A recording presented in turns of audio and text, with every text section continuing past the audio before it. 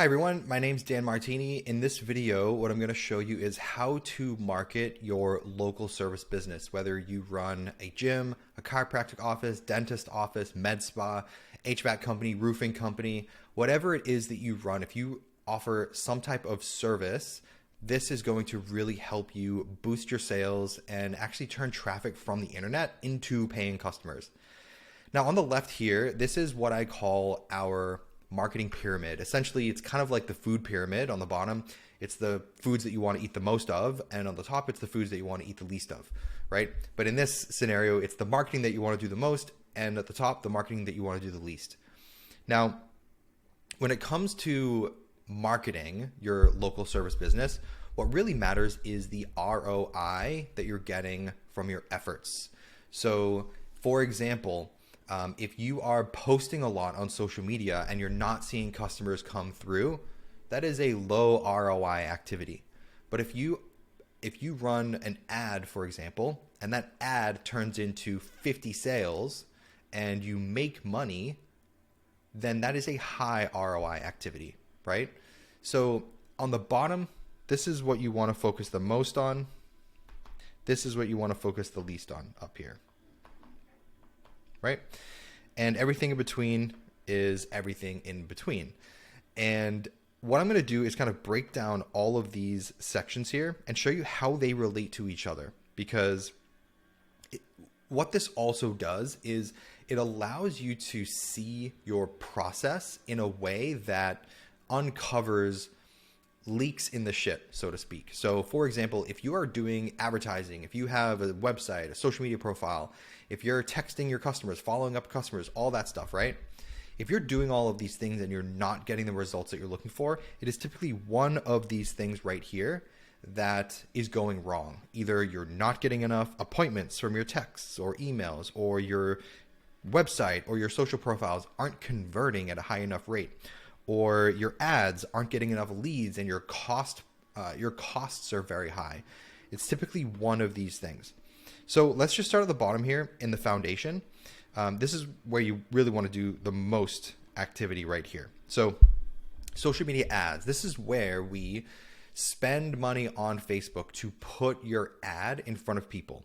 Now, what this essentially does is it takes an offer that you want to offer to your, let me just move my head over here.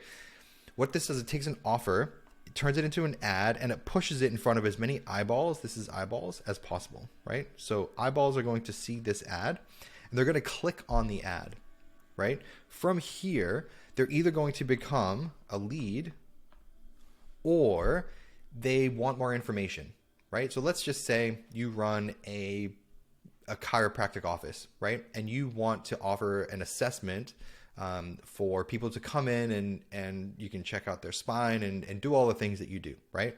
What a good idea would be is to offer them some type of either trial or assessment at a discounted rate, right? This is what we call a low barrier offer. This is so important. A low barrier offer is a way for someone to get their foot in the door of your business with low resistance, right? So for example, if you just advertised that your rates are, let's say, $100 per session. If you write an ad that says, whoops, this is an ad. If you write an ad that says, come in to our studio or our practice, and we're going to give you 10 sessions at $100 a session, right? So you can get our services for $1,000. I can guarantee you that no one is going to opt into that ad because the price point is a high barrier, right? So what we want to do is we want to focus on low barriers. So what this looks like is something like this. For a chiro, you want to offer them some type of intro offer. And this goes for med spas, it goes for HVAC, it goes for roofing, it goes for anything, right? So for a roofing company, it could be like a free assessment. Okay. For a gym, it could be like a trial. Okay. For a chiropractic office, like I said, it could be the assessment And what I recommend is if you have a very high ticket offer. So for example, if you're selling roofing, a roof could cost 20K. You want to offer a free assessment because you want to have the lowest barrier as possible. People know just by looking at roofing that it's going to be expensive. They don't typically know if it's going to be $3,000, $5,000, $10,000, $50,000, but they know it's going to be expensive, right? So this is great for roofing, to offer some type of free assessment or like a free estimate, a free quote, something like that, right? But if you offer chiropractic services or like gym memberships, right? A gym membership, you could have like a year contract. It could be $150 a month. So we're talking, $1,500-ish for a commitment. That's still kind of a high ticket offer. What you want to do is you want to offer a low barrier offer. And this is something like a trial for, I would say, if you're going to do a paid offer, whether it's a med spa offer, gym, chiro, whatever, I would say any type of offer between $20 and $100. That is a great kind of rule of thumb to start out with. So that's your offer, okay? So I hope this is kind of making sense. But essentially, in your ad, what you want to do is you want to have a great offer. You want to have a great image or video. You want to have great copywriting. And copywriting, if you're not familiar with it, copywriting is just the words in the advertisement to get people to take the next action. So I always recommend direct response advertising, which is essentially an ad that follows a certain format and requires the person to take an action at the end of the ad. So if you picture like if Apple is running a commercial on TV, let's say they're showcasing their AirPods, at the end of the ad, they're not saying, hey, to get this offer, go to our website and click here, right? They're not doing that. They're just that's just a branding advertisement. It's not really like a direct response ad. A direct response ad is more like, hey, here's our offer. Here are all the benefits of why you should take the offer. To claim this offer, here's what you need to do next. Click here, become a lead, give us your info, book an appointment, so on and so forth. So a direct response ad is always, especially for a small kind of SMB style business, if you do between $20,000 a month and $200,000 a month, direct response is the way you want to go. You don't want to do branding advertising. It's just way too expensive. The ROI is not there. Direct response all the way. So you want to have a great offer, have a great image, have great copywriting. This includes headlines, by the way. So not just the wording in the ad, but also, there's the button that you got to click on. There's the first line of the ad, like all of that stuff, headlines, call to actions, like all of that. So this is super, super important. So that's your advertising. Now, why do we want to use advertising as our foundation? It's because it's controllable. Okay. So for example, up here, down here is the most controllable. This is up here, the least controllable. And I apologize for my handwriting here. But everything else up here are things like PR, right? So really the only way you're going to get PR is if you do something crazy, or if you're new to town and your like newspaper wants to make a spectacle of you, something like that, right? Foot traffic. Unpredictable, right? So if you're in a great location, you might have a certain amount of foot traffic that comes in every day to stop in. But for most businesses, foot traffic's just not really a thing. Or this could be like phone calls also, right? If someone just like calls your business. Google searches.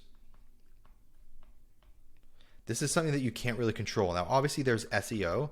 So when people look up your business, you pop up as one of the options at the top of the page, but it's not controllable. You don't have control over who's searching for you or how many people are searching for you. But down here, ads are controllable. So you can spend $1 on ads per day, or you can spend $1 million per day on ads, right? It's anything between there is totally fine. You have control. And what you're essentially controlling is how many people are seeing or viewing your ads, right? Now, when people see or view your ads, you want to control what they think about. So in the ad, you want to control their thoughts by getting attention, right? You want to get their attention by saying something important or saying something with curiosity or making a bold statement or something like that, right? So you want to capture their attention first. So boom, you've caught their attention. Second, you want to gain their interest. So this is like why they should read your ad. And then you want to list the desires or the features and benefits of the LBO that you're offering, right? If you're doing roofing, for example, get your roofing checked out before wintertime so you can avoid ice dams or any damage to your roof, your biggest investment. If you are selling gym memberships, for example, summer's coming around the corner and you want to get in shape before beach season or pool season, right? So these are like the reasons why they should claim the offer again. So it's another why. And then you want to tell them to take some type of action. This is called a call to action. So this is CTA. Sorry again for my handwriting, but CTA is call to action. So the call to action could be something like click here to claim the offer, right? Now in here somewhere, you have to have the offer laid out. So you have to say it's some type of assessment, it's some type of trial, it's some type of whatever, right? So you have to put the offer in there some way, shape, or form. So what's going to happen, so that's the ad, right? So what's going to happen is they're either going to click on the ad and become a lead, or they're going to click over here. When they click over here, it means they need more information. So let's just say they see your ad. Again, these are eyeballs. They see your ad. They read the ad. They say, oh, this is cool. I might want to do this, but I want some more information on the company first. They're going to click on your profile first, and they're going to go to your profile. So let's just pretend you're running Facebook ads. If they see an ad, they're going to click on your profile. Then they're going to go to your profile first. Okay. Now, this is not a bad thing. So a lot of times people will say, oh, well, that means my ad didn't work. No, that's not the case at all. Your ad is to generate eyeballs on the offer. The copywriting is to generate a lead, but it can't convert 100% of people. It won't convert 100% of people, but it will convert 10%, 5%, right? Something like that, 20%, somewhere in that range. It's going to convert from eyeballs to leads, right? So if 100 eyeballs are on your ad, let's just say 5 people will become a lead, something like that, right? So if they don't become a lead, they might just want some more information. They go here, right? They go to your social profile. Now let's just pretend that we're advertising on Facebook. So let's just pretend this is like your Facebook profile right here. At the top of the page, this is your banner. I would put your offer right here. So if you're, we'll just use chiropractic office again as an example. If you're offering a $49 assessment, you want to have that up here as well. So they don't lose the reason why they came to your profile in the first place. So on the left here, you have your logo and then the name of your business right here. This is logo. On the left here, this is where you have things like your phone number. You have things like your address. And then you also have your website. Okay. So sometimes people will just click on your website because they want more information. But what you can do is you can set up your profile here to be kind of like a website. So what we have to do is kind of think about why would people go to your social profile instead of just becoming a lead right then and there. They want more information. So what information do they want? What are they looking for? Well, they're looking for things like reviews. They're looking for testimonials. They're looking for if you offer any type of transformation, with which most of you do. So even like a roofing company, before and after pictures. So before and afters. This is great for gyms, med spas. This is great for any type of salon, any type of like HVAC company. You can do it before of like a really old heating system and then a brand new one, stuff like that. So before and after pictures, but also what it's like to do business with you. So for example, if you run a gym, you want to have pictures. So, whoops. You want to have pictures of what it's like to do business with you. Okay, so for example, let's take gyms. If you run group classes, you want to have images of people in your group classes. If you run a personal training studio, you want to have images of people being trained by a personal trainer. What this does, I always kind of describe it like this. What these images do, or videos, by the way, what this does is it allows people to kind of peer into the window of your business, right? Even if you're HVAC company, roofing company, it doesn't really matter, and you don't have like a physical location. What this does is it allows people to kind of like pretend someone's walking down the street and your business is there and they're kind of window shopping. That's what this is. They're kind of looking in the window and seeing what it's like to be a part of your business, being a customer of your business. So, if you do any type of treatment on someone, like you're a chiropractor, show pictures of a chiropractor doing treatments on people. I always recommend these images or videos come from your business. So important. Okay. So don't take stock images from Google or something and post these on your Facebook page. That is not what you want to do. You want to take images of your business. If you have like a logo on your shirt, super important to have it in there. What this also does is when people do become a lead, when they walk into your business or when they meet a salesperson for the first time or they meet a contractor or whatever the situation might be, when they interact with your business, it's all going to be familiar. So they're a lot more comfortable. People are a lot more accepting of you when they see stuff about your business first and then they interact with it. It's not all new to them. So that's really, really important for the kind of the psychology of the sales process. The more familiar they are with you, they kind of already know you at that point if they see some really great images from you. So that's what they're looking for when they go to either your social profile or your website. Now, if your social profile doesn't have all this stuff on it, that's where they're going to click over to your website. And that's where you need to have all this stuff. Social proof, testimonials, before and after pictures, great copywriting, the features, the benefits, like all of that stuff. Here's one kind of trick, right? So let's say this is your Facebook page. You have your banner up here. You have your profile right here. What you can do, and some information over here, your name right here. What you can do is you can post and you can pin. This is a pin right here. You can pin to the top of your page the offer. Okay. So when people see your ads and they don't click and instead they go to your social profile, number one, they're going to see the offer up here. Remember? Oops. So the offer up here, but also when they leave the ad, they've left the ad and they lose it. So a really great idea is to have your ad right here. And what you can literally do is take the image, the copy, so the words in the ad, and the headlines, the links, and you can put them all in this post. Pin it to the top of your page.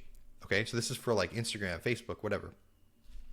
Pin it to the top of your page so that when they see your testimonials, your reviews, your social proof, your features, benefits, images, all that stuff, then they feel a lot more comfortable to become a lead. They can click right here, right? They can click.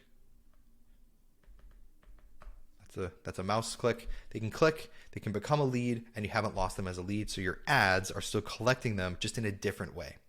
Hope this is making sense, but this is the path that we see a lot of people take. So if they don't opt into your ad, don't think that your ad is not working. There are other ways for them to become leads. Okay, so we've done the ad right here. Let's talk a little bit about, so we've done that, social profiles, website, all that. Let's talk about this right here. All right, so when they become a lead, there is something called speed to lead, right? Sorry, this is kind of messy. So speed to lead.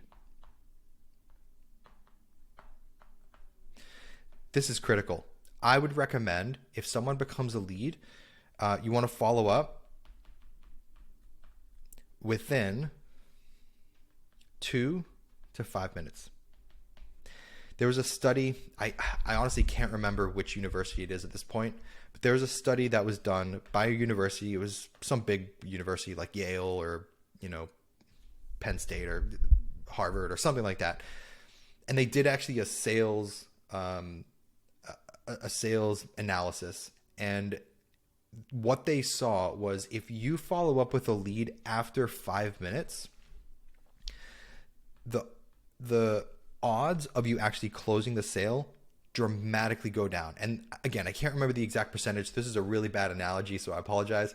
But maybe you can Google this and take a look at it yourself. But it's something drastic, like 50% reduction, something drastic. So if you don't follow up with leads in 5 minutes or less, there's like a 50% reduction in the response rate or the odds of you closing that client in a sale or becoming an appointment or whatever. So speed to lead is critical. So that's where texts and emails come through. Okay, so let's talk about texts and emails for a second. Emails are really important because there's no real limit on how many emails you can how many emails you can send to people, right? You can keep sending emails. You can send them tons of value. And there's no real limit because honestly, emails have about a 15 to 20% open rate. So if you have a really great email list, even if you email great emails, great subject lines, great content, like all of that stuff, only about 15 to 20% of people are actually going to open the email. Text, on the other hand, as far as deliverability goes, you're always going to land in someone's inbox for the most part, unless you do something illegal. But for the most part, you're always going to land in someone's inbox. Texts have a 98% open rate. So texts are critical when it comes to follow-up. I'm going to leave it at that. Texts are critical when it comes to follow-up. Now, there's a few new laws that we have to kind of adjust to when it comes to text message. It's called the A2P verification process. Essentially, if you're going to use your text messages as a way to book appointments, confirm appointments, market your business, you have to go through an A2P verification process, which is essentially verifying your business, that you're a legal operating business, and you agree to some terms and conditions and things like that, that we have to kind of abide by. So for example, we have to announce who we are, the company that we are texting from, and we also have to have a stop to opt out in the text. All right, so these are some of the critical things that you absolutely need to have if you're going to use text message marketing these days.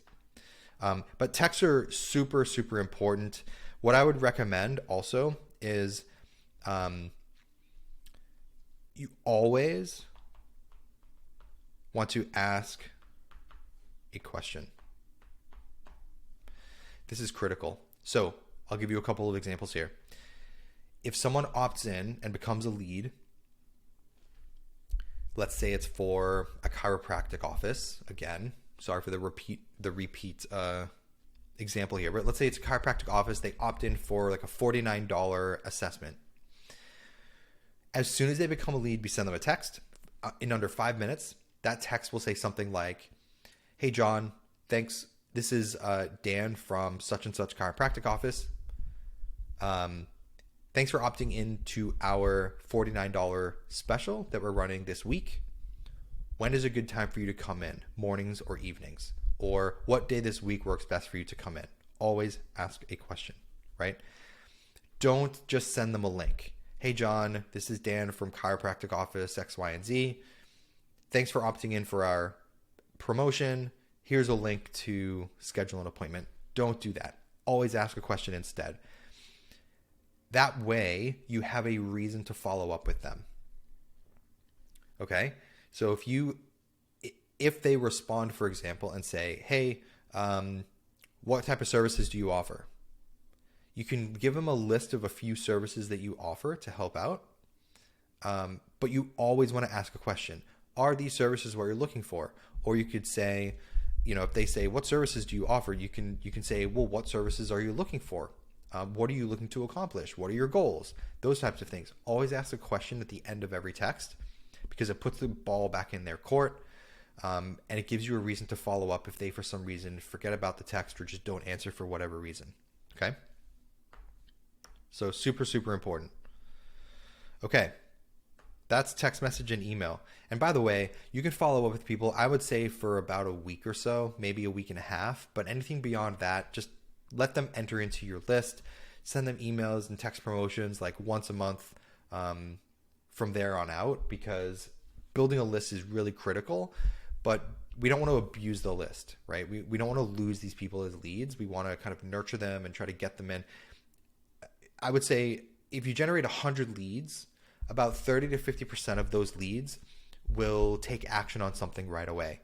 But the other 50 to 70% will not take action right away, but you can nurture them over time and extract their business over the next 60, 90 days, or even up to like 9 months or a year.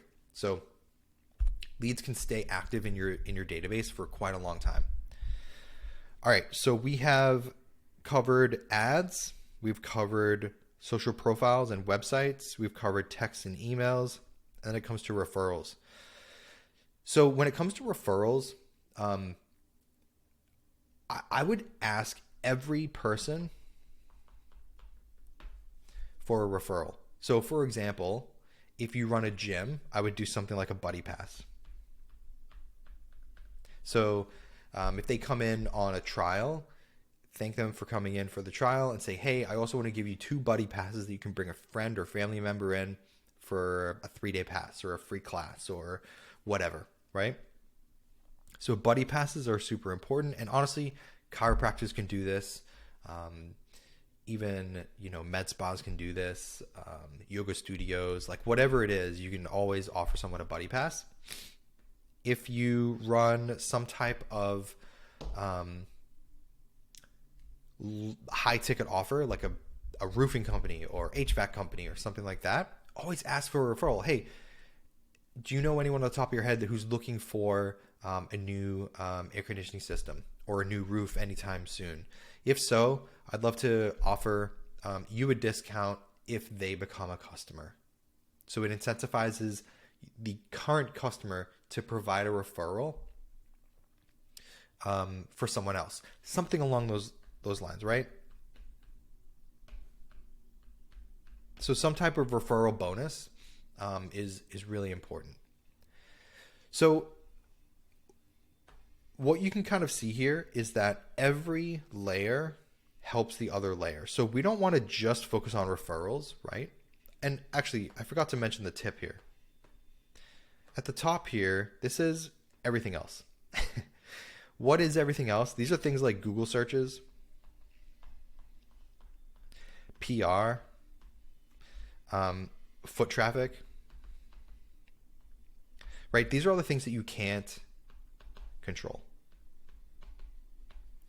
So